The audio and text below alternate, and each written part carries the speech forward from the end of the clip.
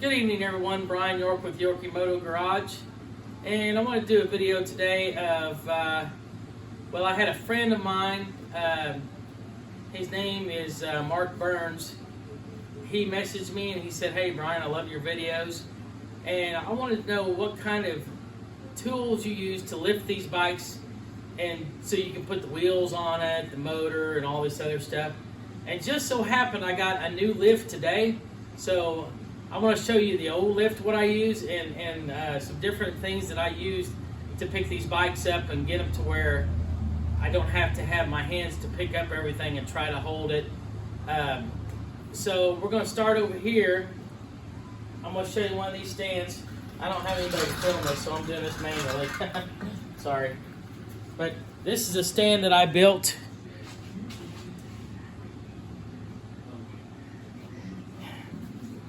These two holes here are for the Ct70 frame, and it mounts right here and here.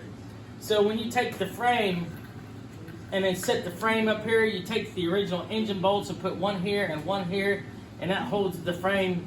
Anybody that's seen my videos or some of my pictures sees the frame sitting on one of these stands.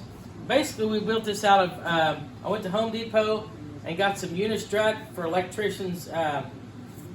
Basically, Unistrut is very inexpensive. I think I bought both of these sticks for 35 bucks. And then I put some Harbor Freight wheels on the bottom of it so I can roll it around the shop. But I took it and put the braces on it and welded it all up. And I took the measurements for this and just welded a couple of, these are actually wheel spacers that goes in the old Ct70s. In the wheel, inside the wheel, when you take the bearings out, these are in there. I took those and welded those on there, and those are great. You just take them and stick your axles through there and tighten your bolt up, and boom, your frame's not going to go anywhere. But anyway, this is one method I use, and I've got a couple of these that I built out of some just some Unistrut and stuff like that. That way I could do a couple bikes at a time. So I've also got this new stand. This is the new one that I just got in today. It's a scissor stand. And basically, once you take this bolt right here, and it's got a handle that comes with it.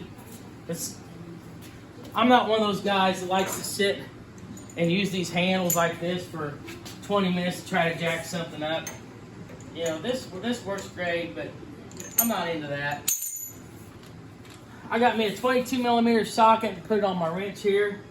Okay, so what I'm gonna do, I'm gonna put me a piece of rubber that goes over the top of this, so that when I lift the bike up, it's not gonna move around. We'll get some adhesive and put a thin piece of rubber down. But for right now, I'm just gonna put these towels on here. I want to show you how this works. That way, when it scratch the chrome, kind of hold it in place. So anyway, we're going to take this and we're going to let it going down.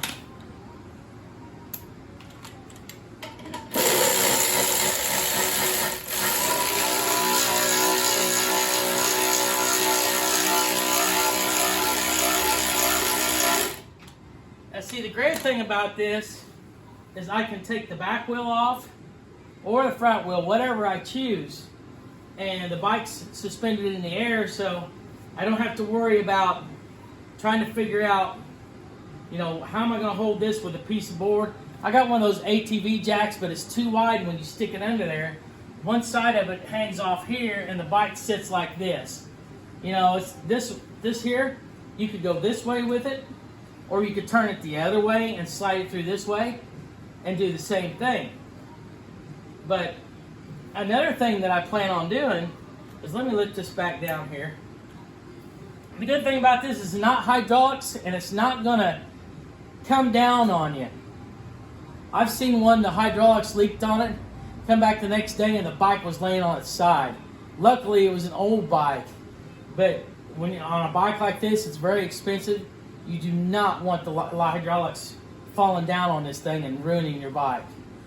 Most of the time you bring it down anyway, but anyway, with a scissor lift, you won't have that. So anyway, I'm gonna bring this back down. I want to show you something else that's really cool about this lift.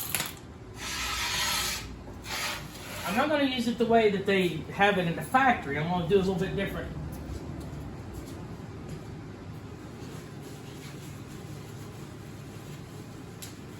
Give me just a second to get it out of the package here. Okay, so you've got two of these brackets like this that goes on this like this. Basically, it slides, and you can slide this back and forth, middle, you know, wherever you want it. And it's got this piece here. Obviously, that's not going to work on this bike.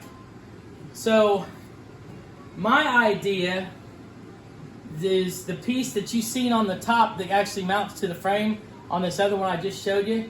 I'm going to weld a piece like that on top of this, and then we'll be able to take a frame and run through these holes here, here, and here, and then lift the frame up, and then you could be able to put your swing arm and your forks and everything on it. Because I've got a build table. A lot of times I like to do it on the build table. I'll show you what the build table looks like. I've got a bike sitting over here right now on the build table. I've got an engine stand underneath it, and it's holding the bike up. But I could take that off and give you an idea of what it looks like.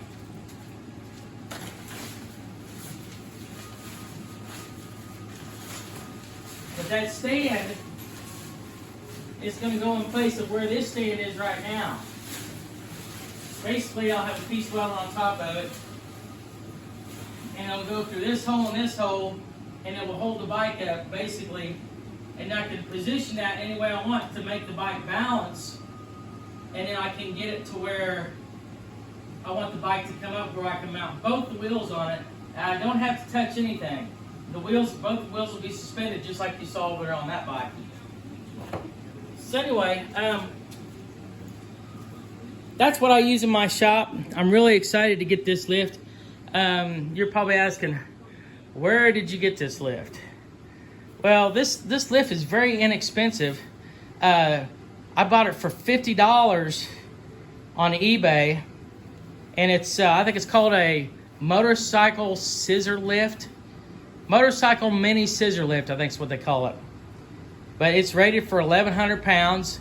I think you can use this on a bigger bike, but I don't have any use for it because I have one bigger bike, but I usually change the oil real easily.